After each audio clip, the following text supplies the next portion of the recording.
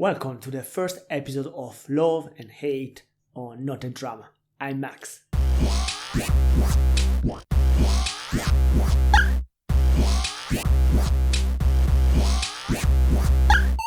In this video, we are discussing HDR, or High Dynamic Range Photography. HDR is loved and hated by photographers.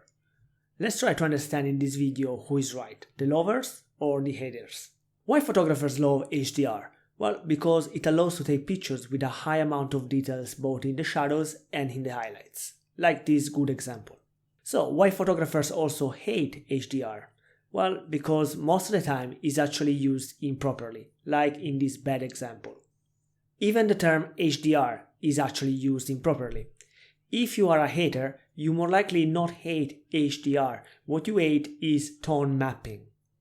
In fact, you do HDR every time you post-process your images, altering exposure, highlights, shadows, or masking certain area of the picture to bring more detail in the shadows or the highlights. If you're not shooting in RAW, your camera when processing the JPEG will try to maximize the dynamic range of the picture, altering the shadows and the highlights as well when saving the file. Let me show this RAW as an example and let's talk about it for a while.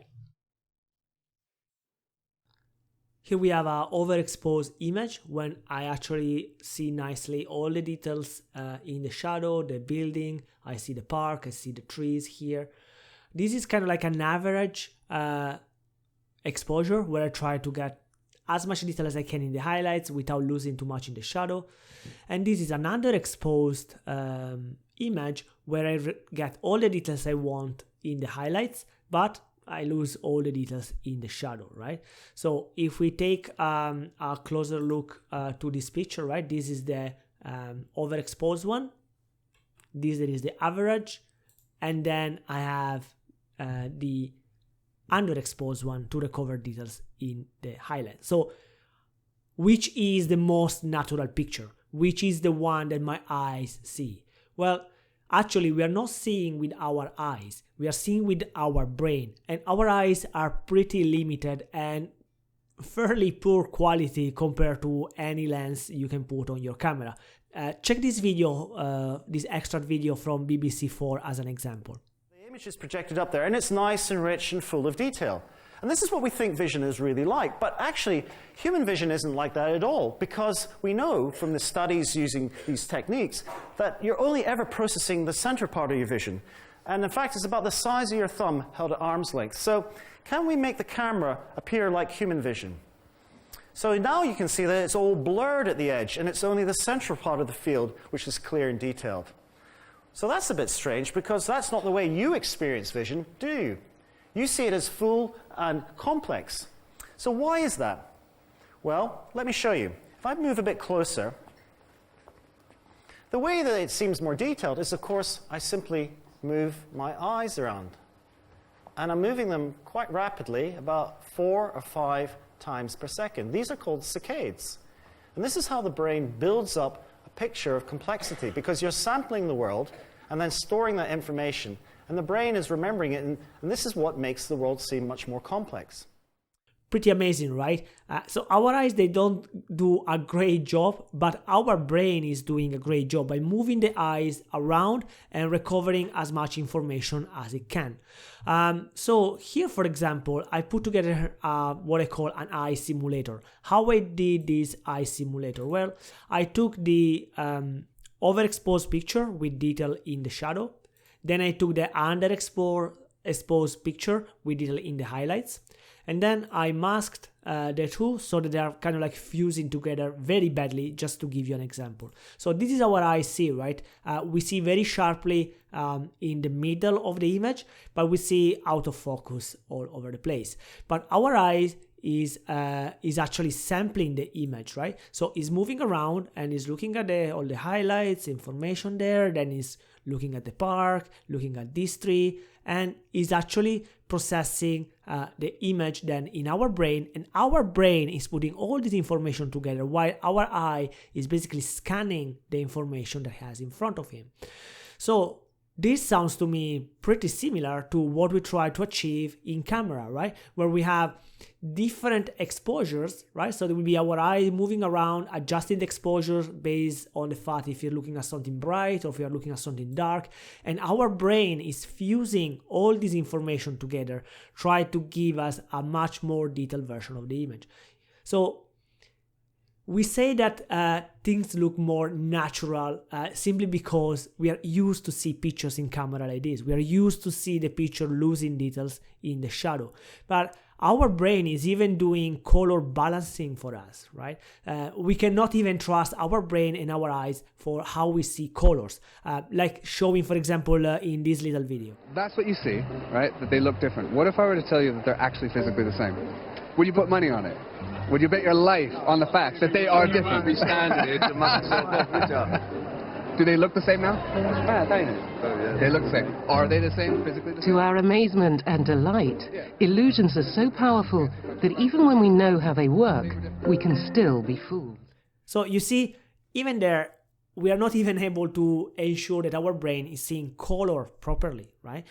So what is natural, right? Natural is just means nothing, right?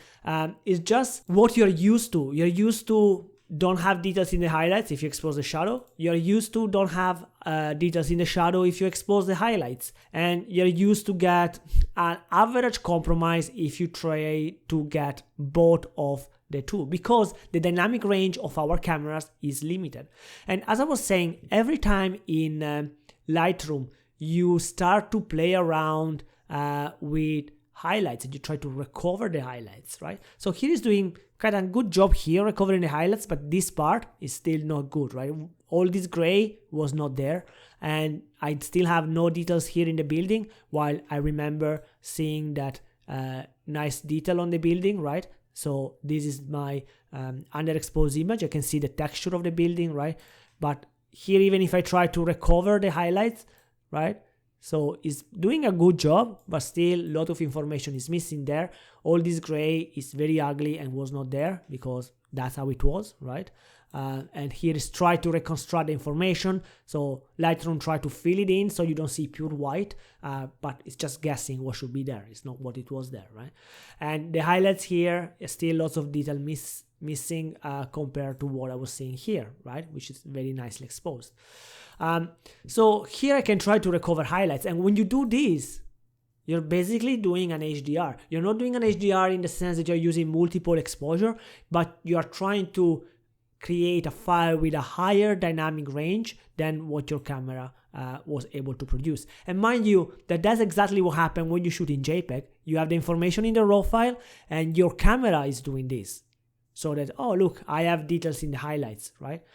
But is your camera processing the information it has from one row, the limited information it has from one row, and you can see each row as one scan of the eye, right? So why limit yourself to do one scan when you can do multiple scans and say, okay, let me show the detail here, let me show the detail here, and more or less the average what should look like, right? And then you should combine these three exposures as you do in your brain, combining the different way your eyes see. Let's say, for example, creating an HDR in Lightroom. You can do that with the latest version of Lightroom. Not the very latest, it was already available for a while. But basically, I'm selecting the three images and I'm going to tell Lightroom, hey, I want to merge these into one high dynamic range picture, an HDR picture. So is this going to look terrible because it's an HDR? Let's see. Okay, so it looks pretty natural to me. And if you're not happy with this, is because, again, we were saying before, it's not about HDR. Okay, this is an HDR file, but it's also trying to auto-tone. And we're saying the tone mapping is what you may not like about HDR. Because if the toning is not doing properly, your HDR is going to look like crap. So if I remove auto-tone, you see the image is more like tuned down, okay? And if I'm merging it, what actually is happening with this evil HDR? Well, Lightroom is creating a DNG file. DNG is basically the equivalent of a NAF file if you shoot in Nico RAW, or I don't know now the extension of Canon RAW. But DNG is kind of like a standard format for RAW. This is a RAW file, okay? This is a RAW file, but this RAW file has more information than these three rows because it took the information of these three rows, put together in a bigger row, a row with more information. So if I try to recover the highlights now, you see that it's recovered them, and here is recovered them nicely. So let's take this one and recover the highlights. So the information that the file has here, okay, the original raw file from the camera, is similar to the raw, but here we see that the DNG, that is the HDR image, has much more information. And if we look here, we have our texture on our building, right? While if we look here, the texture is gone, right? And there is all this ugly gray that is not there in the HDR. So what is then the auto tone, the tone mapping? So you see that here, aside from what we did here ourselves, right, there is nothing set in the image, okay? So it's just a raw, like if you get out of the camera.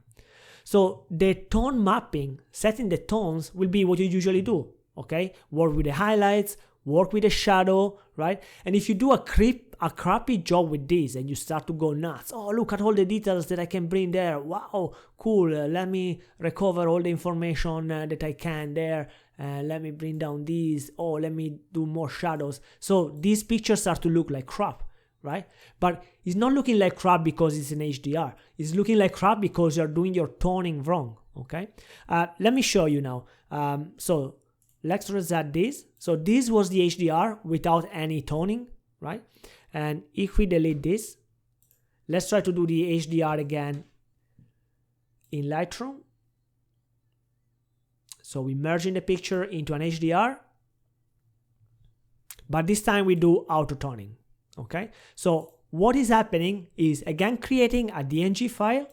Here we have our DNG file, but is also toned the file, right? So it's applying toning. So I was saying, you more likely not hate HDR. If you hate HDR, what you hate is the toning that people apply to the HDR.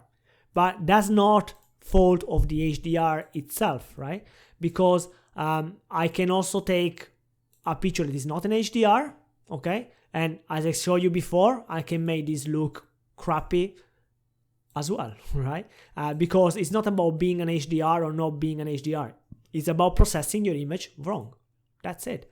So we did HDR in Lightroom. We did do a good job trying not to make you go out of hand. Now, the tool that most of the people use, especially in the past, was Photomatics. And Photomatics may get very quickly very aggressive with tone mapping and creating those kind of creepy results that made HDR being then hated by photographers because they were seeing images like this. And this is crap. I agree, this is not a nice image, but it's not because it's an HDR.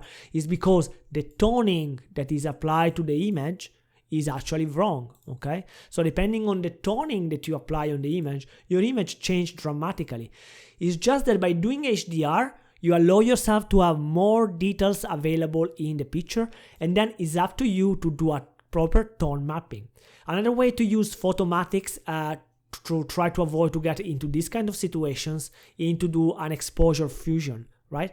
And what you should really aim for is to actually not get the image right here in Photomatics, right?